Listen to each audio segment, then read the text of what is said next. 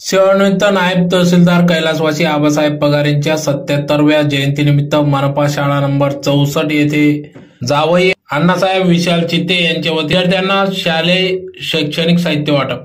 धुळे शहरातील संत सेनानगर येथील नाभिक समाजाचे नेते तथा सेवानिवृत्त नायब तहसीलदार कैलासवासी आबासाहेब पगार यांच्या 77व्या जयंतीनिमित्त आज दिनांक 24 जुलै 2025 रोजी मनपा शाळा नंबर 64 येथील विद्यार्थ्यांना शालेय शैक्षणिक साहित्य वाटप करण्यात आले। कैलासवासी आबासाहेब पगारे हे गेल्या अनेक वर्षापासून समाजाचे आपण काही देणे लागते म्हणून सामाजिक उपक्रम राबवित होते, समाजासाठी कार्य करीत होते। अशा या कैलासवासी आबासाहेब पगारे यांच्या जयंतीनिमित्त तोच वसा पुढे चालवत जावई तथा देवपूर दुकानदार संघटना अध्यक्ष अण्णासाहेब विशाल चित्ते हे पुढे चालवत असून त्यातलाच एक भाग म्हणून आज विद्यार्थ्यांना शैक्षणिक क्षेत्रात प्रोत्साहन मिळावे या उदात्त हेतूने या ठिकाणी शैक्षणिक साहित्य वाटप करण्यात आले, ज्यात प्रामुख्याने पाटी, पेन्सिल, वह्या, बिस्किट पुडा विद्यार्थ्यांना देण्यात आला।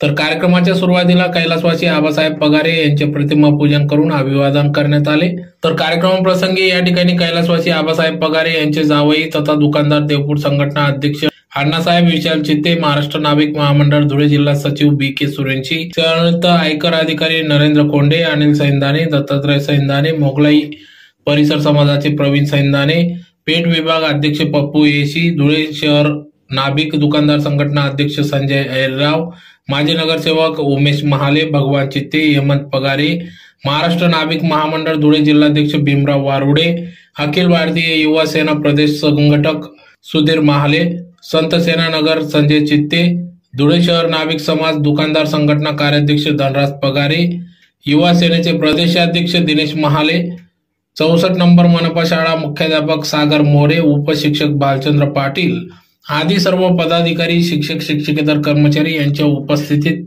सदर कार्यक्रम पार पडला। तर कार्यक्रमाचे सूत्रसंचालन मुख्याध्यापक सागर मोरे यांनी केले। श्रावणच्या महिन्यामध्ये त्यांनी एक फार छान गोष्ट केली। आमचे चित्ते साहेब पण होते त्यांच्यासोबत, त्यांनी एक फार छोटीशी आणि पण फार महत्वाची गोष्ट केली। आता श्रावणच्या महिन्यामध्ये दरवेळेस आपले लोक दूध शंकरजी भगवानाच्या पिंडावर दान करण्यासाठी जात असतात, परंतु त्यांनी विद्यार्थ्यांसाठी दूध आणलेलं होतं। आपण भगवंताला त्यांनी थोडं अर्पण केलं, परंतु ते दूध विद्यार्थ्यांच्या याच्यात गेल्यानंतर, पोटात गेल्यानंतर किंवा विद्यार्थ्यांना मिळाल्यानंतर आपले सगळे विद्यार्थी गोरगरिबाचे आहेत, बेलाटी मधले, जय मल्हारनगर मधले, तर या विद्यार्थ्यांना या दुधाचा आस्वाद घेता यावा, त्या विद्यार्थ्यांना चांगलं आणि चांगल्या प्रतीचं दूध आणलेलं होतं। आपल्याकडे चांगल्या प्रतीचं दूध मिळालं, त्यांनी त्या ठिकाणी आपले चित्ते साहेब आणि ते सर्व मंडळी येऊन त्या विद्यार्थ्यांना दूध ग्लास पण आणलेले होते। त्यांनी एकदम छोटीशी आठवण, भगवंताला आपण अर्पण करतो ते, पण विद्यार्थ्यांच्या पोटात गेलं तर खरा भगवंत खुश होतो, खरा भगवंत प्रसन्न होतो। असा एक छोटा खाणी पण एकदम महान असा उपक्रम त्यांनी केला। त्यानंतर आपल्या शाळेच्या विद्यार्थ्यांसाठी वेळोवेळी इतर साहित्य असेल पाट्या वाटप केले होते, त्याच्यानंतर दप्तर वाटप पण केले होते त्यांनी, त्याच्यानंतर आपले वह्या, त्याच्यानंतर पेन, पेन्सिल या प्रकारच्या गोष्टी शालेय उपयोगी विद्यार्थ्यांना ते देत असतात। त्याच्यानंतर त्यांचा नंबर माझ्याकडे सेव्ह होता, त्यांच्याजवळ स्टेटस पाहिजे मी, स्टेटस मध्ये असं दिसायचं की दर वेळेस ते एखाद्या दुकानामध्ये जाऊन त्या दुकानदाराला गुलाब पुष्प देऊन त्याची भेट घेत असत। म्हणजे त्यांचं काम फक्त त्यांच्या परिवारापर्यंत मर्यादित नसून त्यांच्या समाजामध्ये आणि समाजामध्ये जे लोक तळागाळातले आहेत या विद्यार्थ्यांसाठी सुद्धा त्यांनी काम केलं गेलेलं आहे। म्हणजे ते फक्त एका समाजासाठी काम न करत होतं, सर्व गोष्टींसाठी ते काम करत होते।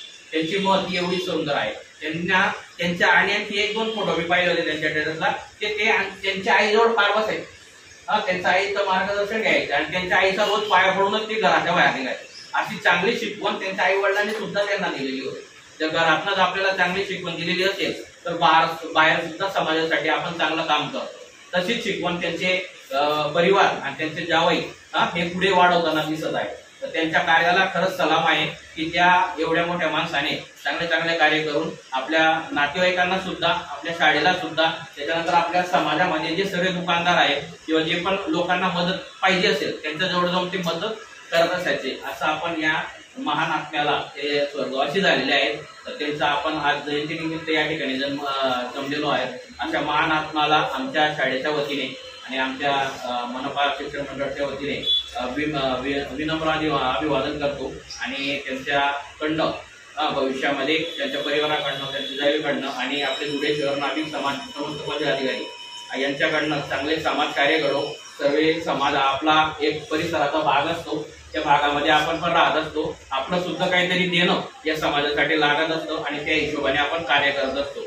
काही गोष्टी ज्या असतात आपल्याला महान बनवून सोडत असतात, तर त्या महान गोष्टीकडे आपण चालूया, समाजाला चांगला बनवूया, स्वच्छ ठेवूया, धुळे शहराला स्वच्छ सुंदर ठेवूया आणि त्या दृष्टिकोनातून आपल्या समाजाला आणि आपल्या समाजातील सर्व घटकांना आपण आपलंसं मानून जर चाललं तर आपल्याला भगवंत याच्यातच भेटत असतो।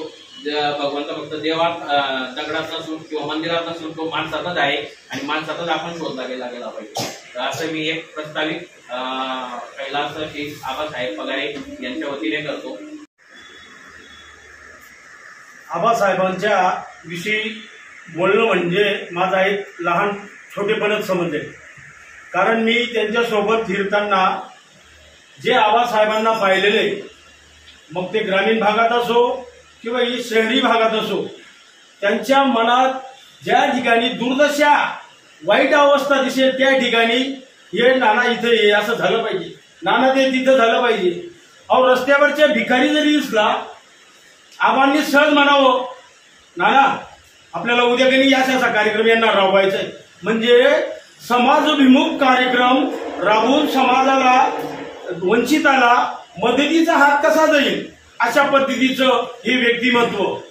सरांनी सांगितलं संस्कार ही घरातून होत असतात आणि खरोखर आहे आबासाहेब ज्या वेळेस घरातून निघत असत त्यावेळेस आई हे परमदैवत, आणि हा एक आई आणि बाप हे परमदैवतच आहे। मित्रांनो तुम्ही मंदिरात जाऊ नका, मस्जिद मध्ये जाऊ नका, खऱ्या देवाला जर तुम्ही आई वडिलांची जर पूजा केली, दर्शन जर घेतलं, तुम्हाला मंदिराचा देव काय आशीर्वाद देईल पण तो घरातला देव तुम्हाला आशीर्वाद दिल्याशिवाय राहणार नाही असा मंत्र देणारे आबासाहेब। खरोखर भीमाभाऊ वारुडे या म्हणजे सांगायचं तात्पर्य मी स्पष्ट बोलतो, एक आमचे जिल्हाध्यक्ष, शिक्षणाचा अभाव त्यांनी सहज आबासाहेबांना विचारलं, आबासाहेब का बाबा असं केलं, अरे तू भीमाभाऊ तू लढ रे, मी तुला पाठीशी आहे, म्हणजे सांगायचं तात्पर्य बळ देणारा आबा जेव्हा समाजातून जातोय, आमच्यापासून दुरावतोय, हे आमच्या मनाला न खटणार म्हणजे मनाला दुःख देणारी ही घटना आहे। अशा या प्रेमळ स्वभावी अनुभवी व्यक्तिमत्व गेल्याचं आम्हाला जे दुःख होतंय, वेळोवेळी त्यांची जावई जे म्हणजे सासऱ्यांनी केलेलं आहे तेच पावलावर पाऊल ठेवून वास्तविक आजपर्यंत जेही कार्यक्रम झाले छोटे खानी, आता हा कार्यक्रम स्वखर्चाने करतायत आमचे अण्णासाहेब, कुणाकडनंही 1 रुपया घेत नाही। दरवर्षी सासऱ्याच्या जयंतीच्या निमित्ताने या गोरगरीब गरजू विद्यार्थ्यांना वह्या, पुस्तकं, पेन्सिल, बिस्किट असे विविध साहित्य देऊन त्या विद्यार्थ्यांचा म्हणजे जावाही त्या बालकांच्या याच्यात देव शोधतो ते की काय असं मला सहज म्हणावंसं वाटेल।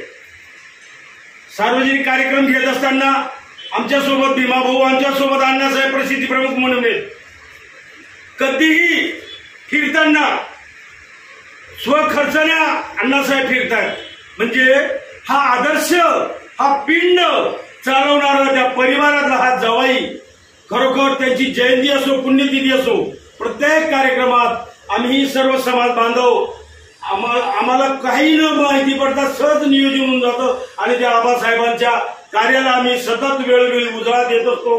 असे आबासाहेबांबद्दल भरपूर बोलता येईल, परंतु वेळेचा अभाव असल्यामुळे मी आबासाहेबांना विनम्र भावपूर्ण श्रद्धांजली वाहतो। भगवंता परमेश्वरा आबा ज्या ठिकाणी असतील त्यांना चांगली सद्गती प्राप्त करून देव हीच प्रभूचरणी प्रार्थना करतो आणि मी इथेच थांबतो।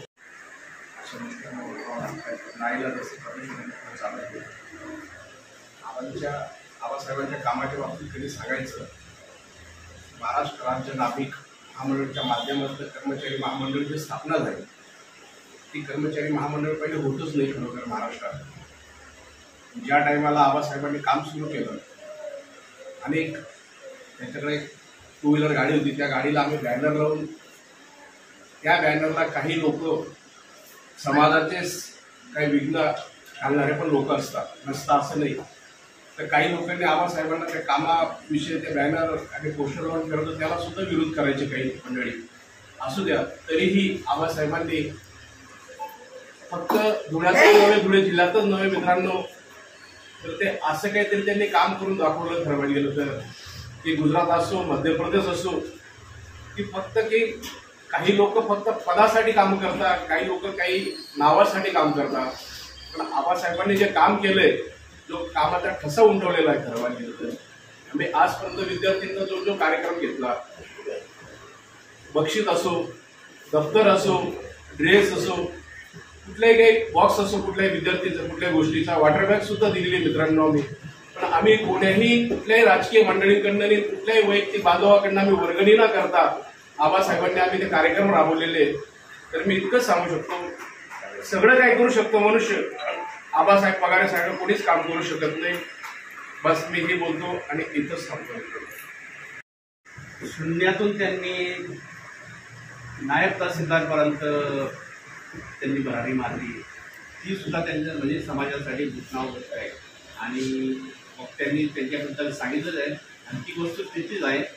तर या बाबासाहेबांच्या जयंतीनिमित्त मी त्यांना आमच्या सगळं समाजाच्या पदावरून विनम्र अभिवादन करतो आणि मी ते सांगतो. आज 24 जुलै सालाबाप्रमाणे स्वर्गीय आबासाहेब रमेशजी पगारे यांच्या जयंती म्हणजेच वाढदिवसाच्या निमित्ताने दरवर्षी स्वर्गीय आबासाहेबांच्या या वाढदिवसाच्या निमित्ताने त्यांना जे सुचवलेले विचार, त्या विचारांची शिदोरी घेऊन त्यांचे जावई अण्णासाहेब विशाल चित्ते यांच्यातर्फे दरवर्षी नगरपालिका क्रमांक 64 शाळा या शाळेत विद्यार्थ्यांना दप्तर, वह्या, पेन्सिल, पाटी वगैरे अशा दरवर्षी काही फळे वगैरे अशा पद्धतीने वाटप करण्यात येत असते.